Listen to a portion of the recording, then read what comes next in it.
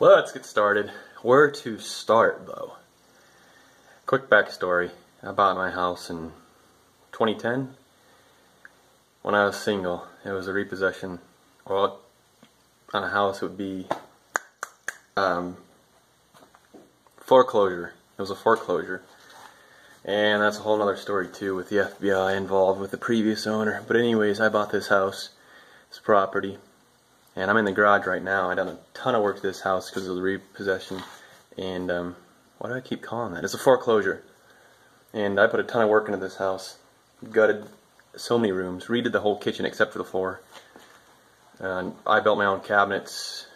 Ton of stuff. New geothermal unit. I built an addition. Gutted a bunch of rooms, like I said.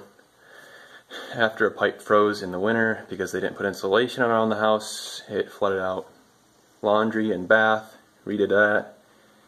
And I just been doing a lot of stuff to this house. This garage behind me, this used to have a drywall ceiling, which is ridiculous if you can't condition drywall because humidity and temperature changes. It was just falling down, so I took that all down. It still looks like crap. These shelves were here. The roof was leaking. I did a bunch of stuff, but long and the short of it is I can't do everything, so I've been focusing on what I have to, such as the stuff in the house where we're actually using it, and then when I can, doing stuff around in the rest of the house. There was a barn here, an old barn that was neglected. In 2012, a straight line windstorm came through and just about took it out. I just pulled the rest of it down and cleaned it up, took it out of there, left the cement slabs, and I parked my trucks there. But it's a long story. This is all a long story. I moved down from Michigan because I found a college here that I wanted to go to, and it ended up being what this video is going to lead up to. Behind me is a stack of jugs. I don't know if anybody's recognized these before, but they are frying oil jugs. And so I got into this hobby for frying oil with my diesel vehicles. I had a 93 with a 6.2, 93 Chevy with a 6.2 in it. I first converted that in 2006 when I came down here to Ohio for college. I ran that until someone ran a stop sign and totaled that vehicle. I had a Volkswagen Jetta, like a 98 Jetta I converted for vegetable oil. I ran that. Right now I have my 2001 F-250 with a 7.3 in it, converted that to run a vegetable oil. So, it's been a process since 2006, and you know, I got into it, really liking it. I mean, since getting married, my time has not been my own, of course, and having a 4-year-old boy. But I do it when I can. 2006 it started out great. You know, I put some time into the truck and tweaked it here and there. I basically redid the whole thing because I wasn't satisfied with the first round. And using better materials, a better tank. What was I thinking? So, going to college, no problem. But then, so that was in 2006 when I came down here, and 2 years later, it was just a short course for the alternative fuels, ethanol, biodiesel, Prius, battery cars, you know, the alternative fuel stuff, natural gas, propane gas. I got certified to do all that. Then I started having problems getting oil. I used to have no problems getting oil, but then the restaurant started getting paid for the oil, this fryer oil that they used in their fryers, and then when they were done, they dumped it out, and then they're starting to get paid for it. See, before that, they weren't getting paid for it. They would have to actually pay to get it taken away. And that's where they loved guys like us who would go around and collect it and then use it in our vehicles. I think maybe one other guy around here that I knew at the time that was doing it. I don't know if he's doing it anymore, but about 2008, 2009 maybe, is when the grease companies, the company would actually pay to have this fry oil from the restaurants, the oil from the restaurants. They would pay the restaurants. So that kind of ended my source. They dried up basically and refused to let me have any, which I can definitely understand. Even if I know them on a personal level, they got to look out for their bottom line. And they were getting paid probably 9-10 cents a pound for it, and they can accumulate quite a bit in a month if we're talking like I was going to a Chinese place. a couple other different places I can't really remember anymore. It's been too long ago. This is a long, drawn-out story. Ever since then, it's been a love-hate relationship. It can be dirty, you get messy, you spills, you gotta have a way to pump it and collect it and filter it and pump it again into your truck. You gotta have your vehicle modified, and you know, that's kind of cool with that, doing that. I kind of liked it at that time. Since then, I've not been so fond of working on even my own vehicles. But I was in an automotive shop that I no longer am there, of course, because I kind of got tired of it. Got tired of being in the same place day after day. I wanted a change, I wanted diversity. And that's what I have right now, that I've been doing for the last 8 years with this plumbing company. So, back to present day. I've still been collecting oil where I can at the small places that don't use a lot and they can't get paid for it because it's not high enough volume, such as a hospital, a bowling alley, friends and relatives. Do a little bit here and there, but that's like nothing. And this other place that I just picked up recently, just like a jug, maybe every other week or so. So I'm grateful for all that. Mind you, I'm not paying for any of this. It's handy when these people have a place to take it or have someone get it for them. They don't have to worry about it. So hospital, bowling alley, and then this third place that I just picked up recently. Then there's this one place nearby that does some frying at a local supermarket. Well, it's kind of like a general store, variety store, just on our down the road, just a small little store. Has a deli, things like that. But so I've been collecting here and there, a little bit over time. I just dumped all of this into here. Okay, so I had some in this tote before, IBC cage tank, whatever you want to call it. We're now up to this mark here, which shows us, I don't know, I don't see the mark, but this is a 325 gallon to the top, and we're probably at least about 200 gallons right now. I can't see the markings. But anyways, I just put that in there. Like I said, love-hate relationship along the way here. Got a couple buddies looking to do this, and one of them has a Chevy with a 6.5 in it, and he's really interested in doing that. I got another buddy with like a 99 Jetta, or maybe a little newer, but he's not that interested in it. But kind of been holding off on actually doing anything. Technical complications with the filtering system, different methods of doing that, but I found the best method was a centrifuge, believe it or not. And I had a Spinner 2, which is a brand that is used on big rigs. And what it does is filters the oil. It uses pressurized oil to spin this canister, and then the chunks, and then the silt, whatever, in the oil gets plastered and compressed on the inside of this jar that's spinning. And so I did that, and after a while that would break down, and it wasn't the best setup because it required air pressure to empty it out. There's a Dieselcraft centrifuge out there, but it requires pressurized oil. I was very wary of using pressurized oil because I couldn't monitor it all the time, and I didn't want to have to rely on fail-safe procedures like a safety switch or something. I don't have to rely on that. So what I'm going to now is basically a gravity system, and I'm actually going to use a slow volume pump to feed it through this centrifuge that has its own motor, whereas before I'd have to use the pressurized oil to spin the centrifuge. And now I have a separate motor to do so, and a pump to feed it slowly into this centrifuge. So, like I said, I just put that in there, and if you think that's much, wait until you see over here. Oh boy. This is the addition that I put on the garage, and you can tell I've been so enthusiastic about cleaning this up. Oh, good night. Yeah. So back here you can see a plethora of jugs, and I mean, it has just been accumulating, and I've really just lost some interest and trying to get a filtration system set up. It's just been a hectic mess, and just kind of let it go. And my buddy's kind of trying to get us back up and running. So I'm kind of feeding off his motivation, which is great. And so I want to see where it takes us and kind of take you along the journey and show you what it involves. And there's other stuff out there, I know. Many videos out there about this process. I just wanted to share one of mine. So let me fill you in with a little bit more details about this. I got a few things to show you. Alright, I want to show you the original setup that I had. Well, kind of. A lot of the pieces and parts are missing.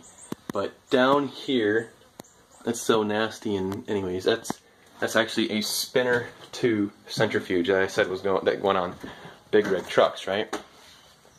And the thing about that is it worked phenomenal. It would cake up the silt and sediment inside that oil and clean it out down to, you know, like half a micron or so. But it was a phenomenal unit, except that it required pressurized oil.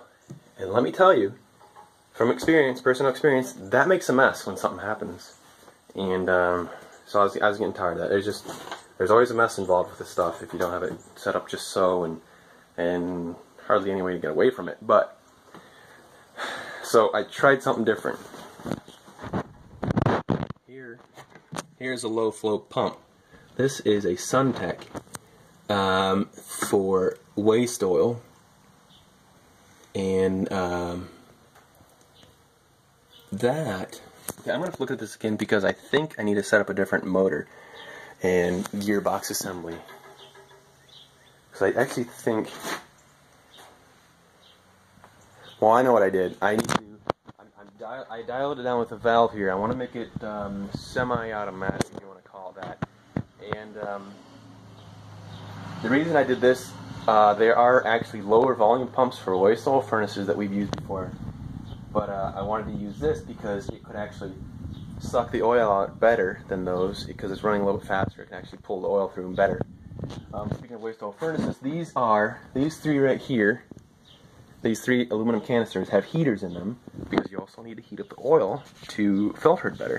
And speaking of heating up oil, you also have to do that in your vehicle to make it run properly, to atomize it, to get the viscosity down so it can flow through the pump, so it can flow through the nozzles, the injectors, and work properly. You can tell why I didn't like doing it that much. I mean, yeah, it sounds exciting to you, anybody that's come across this for the first time, but gets on your nerves. Okay, I also tried to hook up an Arduino. There's an Arduino here, and right, so this is Arduino, and this is a display out the other side of this cabinet. This is a bank of relays to control. It's actually to control another relay. These are basically relays, and they control other relays in here, going down there, and up here and here for the heaters, for the motor, for the centrifuge, and for the oil pump itself down here. So I kind of had that all set up, but I was getting electromagnetic interference, and it would throw off some stuff, and it wouldn't run properly. And I was having trouble with rigging the centrifuge, trying to make my own, with some help of a buddy who actually cast this right there and machined it, so this would kind of fit. But no, it doesn't work. It doesn't work. So I've come to the conclusion that I will simply get something that's already available that's actually dedicated for the system, because there's actually, you know, there's enough people out there that are actually using this, that some people make products specifically for this, and that's what I'm going to get. I want to get, I might have mentioned it before, I'm not sure, it was the other centrifuge that I mentioned is called Dieselkraft, and that still requires pressurized oil. The one that I'm looking at getting is called the simple centrifuge, which just dribbles the oil into a centrifuge, you know, a big jar, spins it with a separate motor, and I'll have to show you that when I get it. But my friend and I are looking at getting this back up and running, and he's like, "Come on, let's do this. I really want to do this for my truck," because I had some before. You know, I had it set up, and I had it working. It's just stuff started falling apart. I didn't like the pressurized oil. I'm not going back to that. It is not the chance. It's not what I want to. The chance I want to take at all. So, I mean, this is pretty cool. You know, I had a lot of fun working all this out, figuring it out, to help with my father-in-law. He's great with electronics and programming too, so that was a huge help. So thank you very much, if you see this ever.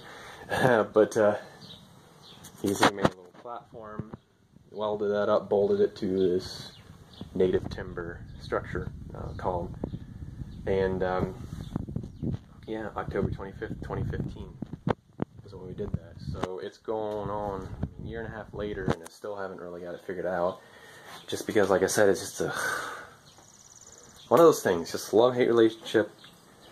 So I took a long hiatus from this all, and I want to get it back up and running, which would be great, but a lot of work left to do. Yeah, so these totes here are two 25-gallon capacities, and these are nice. These are nice, nice heavy, small buckets that I like. So these are full, and so that's about 900 gallons right there. 900 gallons that I could be using. So we have a lot of oil to run through the centrifuge when it gets here.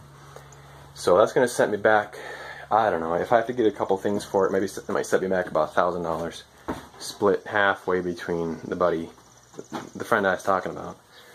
And so basically, very, very basic, until I get into details maybe in another video, is diaphragm pumps. Diaphragm pumps are great for this oil, because they can go through a lot. They can pump thicker fluids easily, and they run off of air.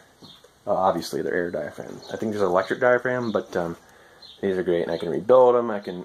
They're a lot more simple than an electric motor. Anyways, pumps it out of here into here, this barrel here. It looks like that's got about 50 gallons in it, at least there too. And this here, oh, that's nasty. I need to get some new ones. That is actually a screen that I pump through. It's like a 400 micron screen, I think it is. Alright, and then we come down here to this bulkhead. It's got a valve, which then the pump pulls from. And the setup is going to be basically the same, where it's going to run through the filter, the heaters. And then I'm going to have a centrifuge set up here. It's going to run through that, and it's going to dump directly into this separate tote. Now everything looks kind of gross and yucky and nasty, but that's the outside. I have everything capped. I just keep everything capped. I made a big mistake one time of not, and I got a mouse in it, believe it or not. And the only way I found out I had a mouse in it is because it pulled it through the pump, ground it up, and I had chunks of bone and fur and stuff, and I figured it must be a mouse. Yeah, it's just a little bit sticky in there. Problem with vegetable oil is it goes bad. So I'm going to pump that out, run it back through the centrifuge, and kind of start the whole process over. I mean, it's basically empty in this one, but I'll run a little bit in there, clean, and then I'll pump it back out. And I have a second air diaphragm pump here, so that actually pumps into my vehicle. I'll back it up here to the dock, and pump it full with that second pump. So that's the basic operation of it. I can get into some nitty-gritty later on. Man, it's just been a crazy ride. That was, pushing 11 years ago. Actually, it was 11 years ago, because I bought my truck probably right around June, July, 11 years ago exactly. So that was quite the adventure. And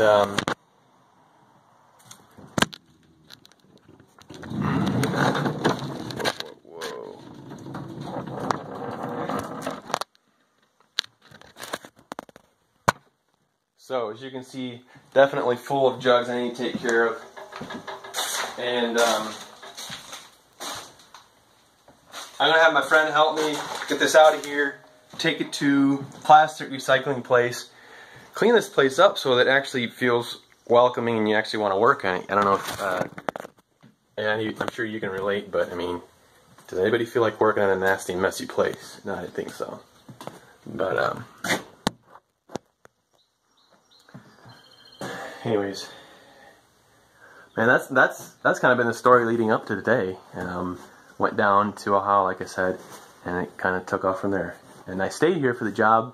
Actually, my wife first, and then the job. Two good things about Ohio, right? Anyways, I have to keep you updated on this, because this is going to be a process. This is going to be the first time I've used this type of centrifuge. and they say it works great, and I've known about it for years, and I just simply used the one I've had, which was the Diesel Craft. No, sorry, the Spinner, it's called. Spinner 2, Roman numeral 2, right?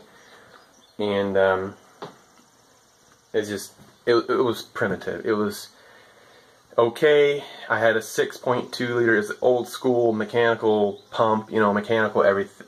Well, I had electric pump, but the separate fuel system made it so it didn't go through that stuff, the stock setup. So the system on my Chevy 6.2 was very forgiving of this oil, and I don't think I had it filtered quite right, but it was an old school diesel that could actually take a beating. A little bit of a, it didn't have to have perfect quality fuel. Diesels nowadays, I don't think they would ever run on vegetable oil. They take probably way too much, or their tolerances are way too tight to actually accept any other type of fuel than they're designed for, which is diesel fuel, low sulfur at that. So I think I got away with a lot of stuff because it was an old school diesel. But and my 7.3 is actually really before they started putting a lot of emission stuff and tighter tolerances on the injection system. So I'll have to show you my truck in another video, but it's going to be pretty cool. So I can't wait for this to go, and I'm going to take you along with me. So thank you for watching. We'll check you later. We'll see how it goes.